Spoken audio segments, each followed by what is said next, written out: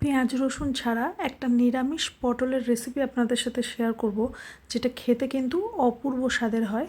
লুচি, রুটি, পরোটা কিংবা ভাত বা পোলাওয়ের সাথেও এই রেসিপিটা কিন্তু একবার ট্রাই করা যেতেই পারে। তো সম্পূর্ণ রেসিপিটি দেখার একটা ছোট্ট অনুরোধ রইল সবার কাছে।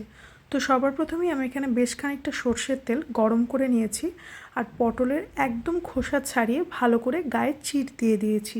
এবারে কোনো রকম নুন হলুদ অ্যাড করা ছাড়াই পটলগুলোকে একটু সময় নিয়ে কালার চেঞ্জ হওয়া অবধি ভেজে নেব।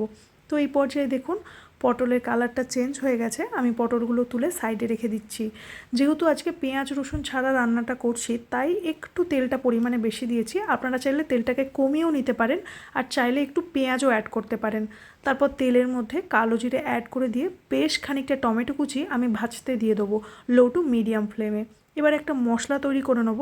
তার জন্য হলুদ গুঁড়ো, কাশ্মীরি লঙ্কার গুঁড়ো, ধনে গুঁড়ো, জিরে গুঁড়ো, সামান্য লবণ আর চিনি অ্যাড করে দিচ্ছি।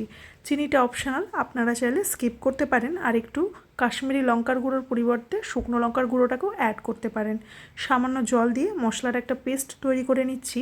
তো এই পর্যায়ে দেখুন টমেটোটাও খুব ভালো করে ভাজা হয়ে গেছে। এবারে আমি কড়াইয়ের মধ্যে মশলা গোলা জলটাকে অ্যাড করে দিলাম আর সামান্য একটু এক্সট্রা জলও অ্যাড করে দিচ্ছি।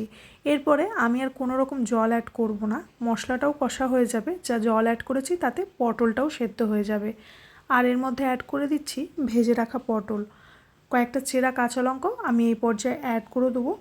আবারও খুব ভালো করে মিক্স করে নিয়ে গ্যাসের ফ্লেমটা একদম লোতে রেখে পটলটা সেদ্ধ হওয়া পর্যন্ত এটাকে রান্না করে নেব।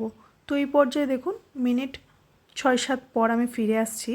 খুব ভালো মতো পটলটা সেদ্ধ হয়ে গেছে আর তেলটাও ওপরে চলে এসছে। খুব ভালো করে একবার মিক্স করে নেব। চাইলে একটু ধনেপাতা কুচিও অ্যাড করতে পারেন ওপর থেকে। ভীষণই টেস্টি হয়, একদম অল্প উপকরণে চটজলদি তৈরিও হয়ে যায়।